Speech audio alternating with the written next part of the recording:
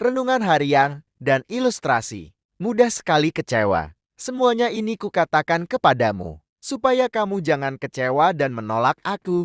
Yohanes 16:1. Semua orang pasti pernah merasakan apa yang disebut kecewa. Apa itu kecewa? Kecewa artinya kecil hati, rasa tidak puas karena keinginan dan harapan tidak terpenuhi.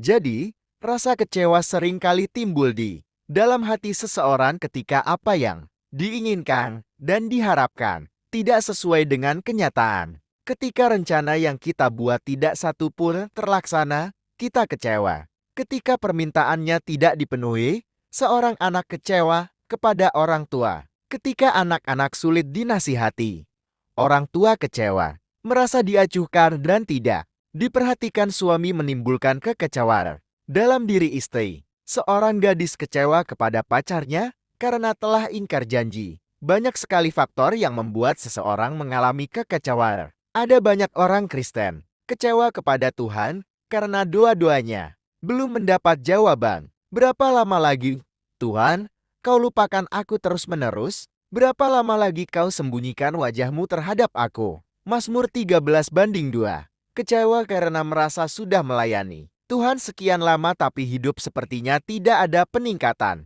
Ekonomi tetap saja pas-pasan karena karir dirasa stagnan. Dengan nada kecewa kita komplain kepada Tuhan. Alkitab mencatat, Tuhan akan mengangkat engkau menjadi kepala dan bukan menjadi ekor. Engkau akan tetap naik dan bukan turun. Ulangan 28:13. Namun apa faktanya? Mari membaca ayat jangan sepenggal saja. Masih ada kelanjutannya.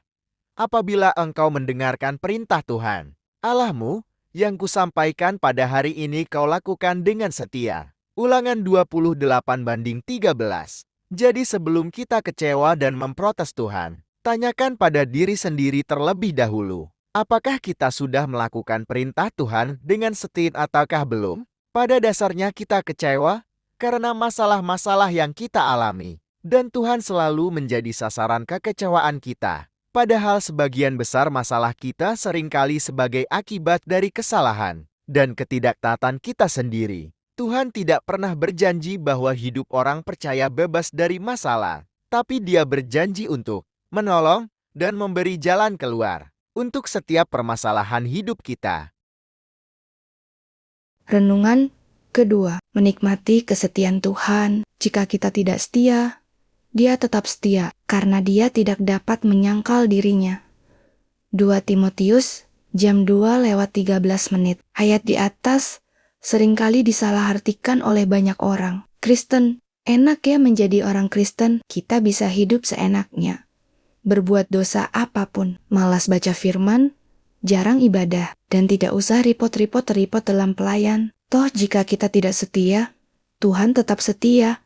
Ini namanya ngawur. Pernyataan tidak setia ini menunjuk kepada keberadaan kita sebagai manusia yang begitu mudah terpengaruh dan terguncang oleh situasi atau keadaan, tidak stabil, mudah kecewa, dan sebagainya. Sehingga kita cenderung gampang berubah menjadi tidak setia kepada Tuhan, berbeda dengan Tuhan yang adalah setia. Sebab kesetiaannya adalah sifat Tuhan sendiri. Pemazmur berkata, "Ya Tuhan, Allah semesta alam, siapakah seperti Engkau? Engkau kuat, ya Tuhan, dan kasih-Mu ada di sekelilingmu." Mazmur 89:9. Sehingga segala sesuatu dikerjakannya dengan kesetiaan. Mazmur 33:4b. Bagaimana agar kita senantiasa menikmati dan merasakan kesetiaan Tuhan? Pertama, fokus kepada Yesus. Kepada Timotius, Rasul Paulus berpesan agar ia senantiasa mengingat-ingat Yesus. Ayat 8. Pribadi Yesus harus menjadi fokus kehidupan kita. Namun, sering kita membesar-besarkan masalah, mengingat-ingat kejelekan orang lain, atau kekecewaan terhadap seseorang. Bukannya menggingget-inggit pribadi Yesus dengan segala kebesaran, kuasa, karya-karyanya, dan juga pengorbanannya. Akibatnya, bertemu dengan sedikit ujian atau tantangan saja, kita langsung lemah, mengeluh, bersungut-sungut, dan berubah tidak setia. Kedua, mau menderita untuk Injil. Di sini bukan berarti orang Kristen hidupnya susah, serba kekurangan, atau tertekan. Yang dimaksud adalah penderitaan karena melakukan kebenaran. Ayat 9. Menyalibkan daging dan harus tunduk kepada kehendak Tuhan. Ada harga yang harus kita bayar, tidak lagi bisa seenaknya hidup. Bisakah? Tidak ada istilah. Tidak bisa, hanya dua pilihan. Taat atau tidak. Roh. Kudus pasti menolong dan memberi kekuatan bila kita senantiasa intim dengan Tuhan. Terhadap orang yang setia, engkau berlaku setia. Terhadap orang yang tidak bercela, engkau berlaku tidak tercela. Mazmur 18:26.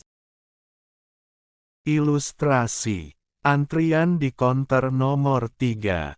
Suasana di dalam kantor imigrasi siang itu sangat padat dan gerah.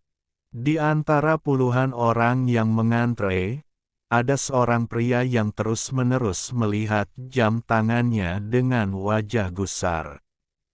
Ia mendapat nomor antrean di konter 3, yang dilayani oleh seorang petugas wanita yang gerakannya terkenal sangat lambat dan sangat teliti.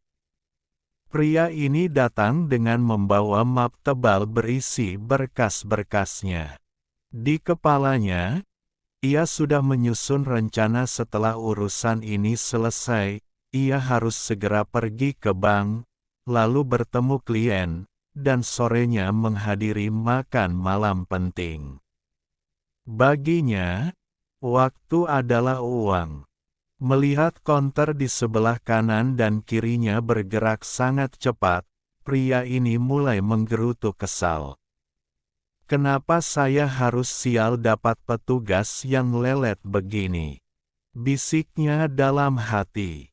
Ia melihat petugas di konter 3 itu memeriksa berkas orang di depannya dengan sangat detail, membaca lembar demi lembar, dan mengajukan banyak pertanyaan sebelum akhirnya menekan stempel persetujuan.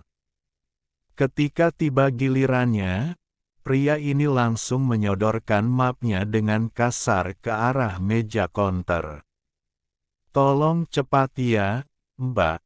Saya banyak urusan setelah ini," katanya dengan nada ketus. Petugas itu tidak membalas dengan kemarahan. Ia hanya tersenyum tipis, membuka map tersebut, dan mulai memeriksa berkas-berkas di dalamnya dengan kecepatan yang sama, tenang, teliti, dan tanpa buru-buru. Pria itu menghela napas panjang berkali-kali, mengetukkan jarinya ke meja, menunjukkan dengan jelas bahwa ia sedang kehilangan kesabaran.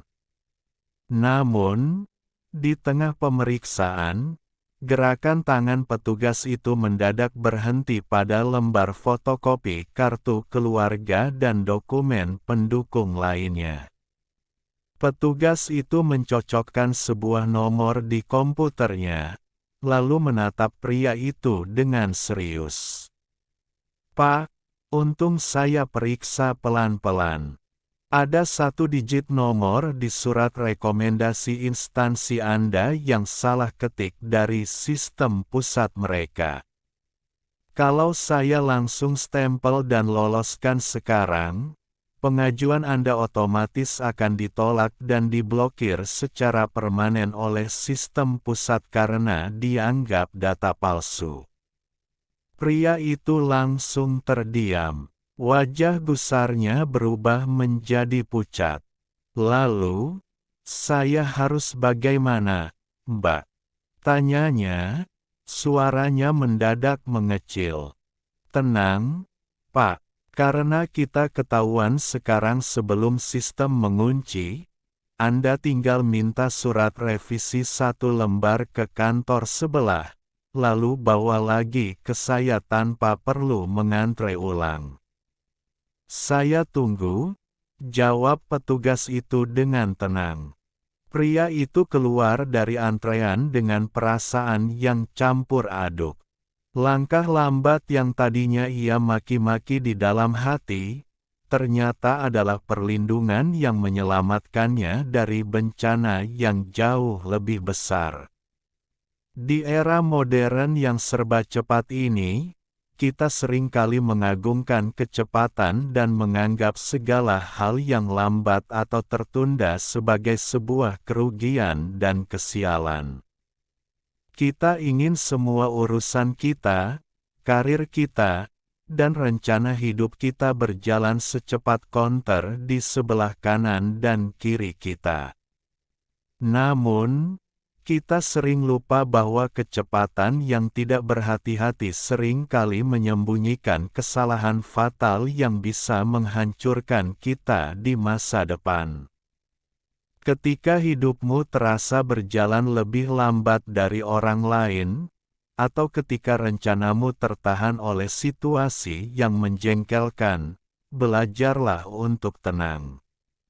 Hambatan atau ketelitian yang harus kamu lalui hari ini bisa jadi adalah cara tersembunyi yang sedang melindungimu dari bahaya yang tidak bisa kamu lihat di depan sana. Orang bijak berhati-hati dan menjauhi kejahatan, tetapi orang bebal melampiaskan nafsunya dan merasa aman. Amsal pukul 14.16